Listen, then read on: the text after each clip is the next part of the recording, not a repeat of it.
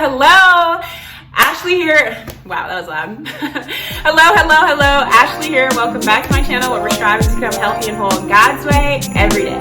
As promised, this is part 2 / a continuation of last week's video where I shared with you guys 4 habits that I intend to not carry into 2022 and how I plan to do that. In today's video, I will be sharing with you guys 4 habits that I will carry into 2022 and how I have been able to sustain them thus far. As always, like this video if you like this video. Be sure to comment down below, join the conversation, subscribe, share, all that great stuff. But for now, let's go ahead and hop in. So the first practice that I want to continue is budgeting my time and investing in my social life. One thing no one ever told me is how difficult it can be to make friends and actually keep those friends as an adult. And I think it's honestly purely just because life gets busy and, a lot of relationships can fall apart by accident, right?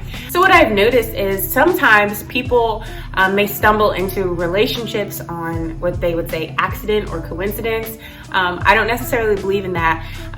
However, in order to sustain those relationships, it takes intentionality.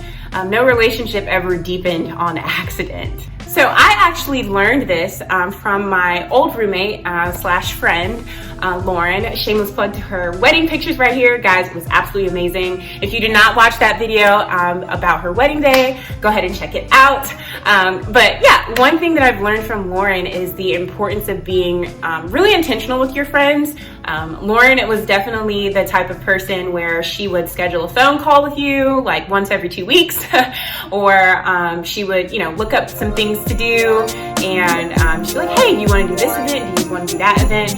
And I know for me, as a quality time person, I felt super loved by doing that. It also just shows that the person really values the relationship and wants to make sure it's always growing. Number 2, so number 2 is probably the most obvious one, but I'm gonna say it anyways, which is exercising and eating clean. Y'all know how I feel about exercising and eating clean, so I don't even need to go into a whole TED talk about it.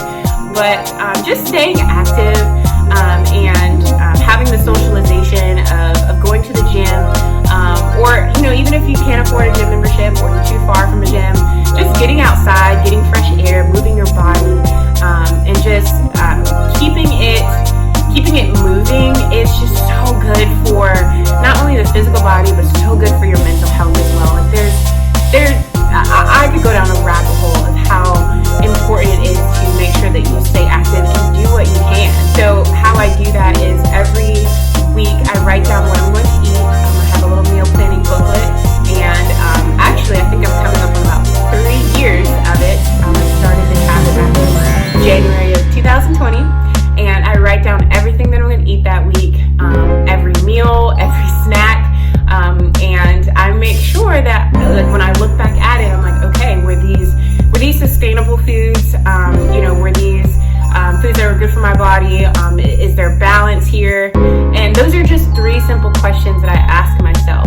I completely understand that clean eating, healthy eating, vegan, plant-based eating, all of those things can be costly, especially for a family.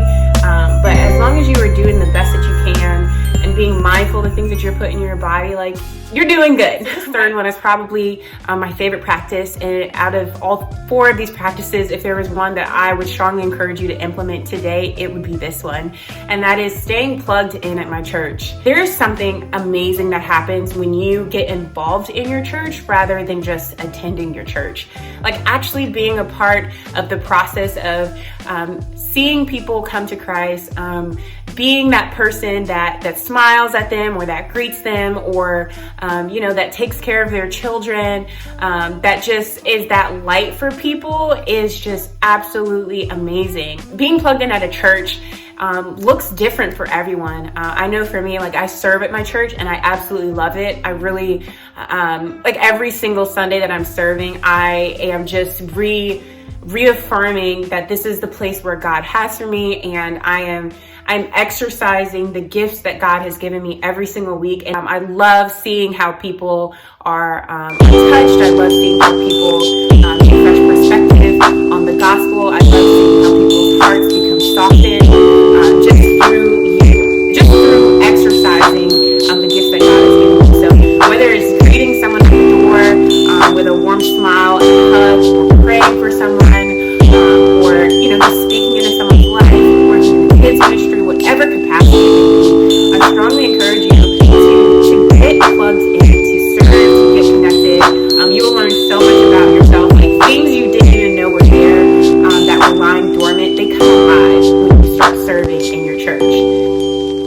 also, it's a blessing to bless others with your gifts. The fourth and final practice that I will continue to carry on is journaling. I started journaling, I've always had a journal, even when I was like a kid, and it's so funny because I would look back at things that I wrote and I'm like, oh, you were so 10. But as an adult, I actually started journaling heavily in college, and now, that I'm past those years and I look back at my journals, I'm like, wow, like, it's really cool to see how far that like God has brought me, how much He has like matured me, and then also just seeing the things that I've learned, seeing the shifts in my mindset by like reading my old journals has encouraged me today. So I journal for today. I journal to bring something to process and to pray and just to unlearn a lot of things.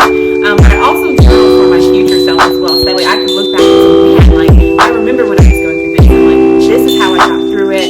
This is where I was mentally. This is where I was spiritually. This is where I was emotionally, and like look at where I am now. With journaling, I used to journal every single day, but sometimes life gets busy and you can't necessarily do that. So I either will journal for at least 10 to 15 minutes every morning, or I will set aside a couple days a week where I literally take like 30 minutes to an hour and I just write everything down. Anyways, guys, thank you so much for watching this video. I really appreciate you guys. If there are 4 practices that you have found helpful this year, go ahead and drop that down in the comments below. I love reading what you guys have to say. Other than that, I hope you guys have a fantastic week ahead of you. It's the holidays, so I know there's so much going on, but I pray you guys just all stay safe. I pray that this is a season of joy for you. I acknowledge that this can be a really hard time for some people, but I will just continue praying for this to be a season of joy and peace for you. But other than that, I look forward to seeing you guys next week, so have a fantastic day.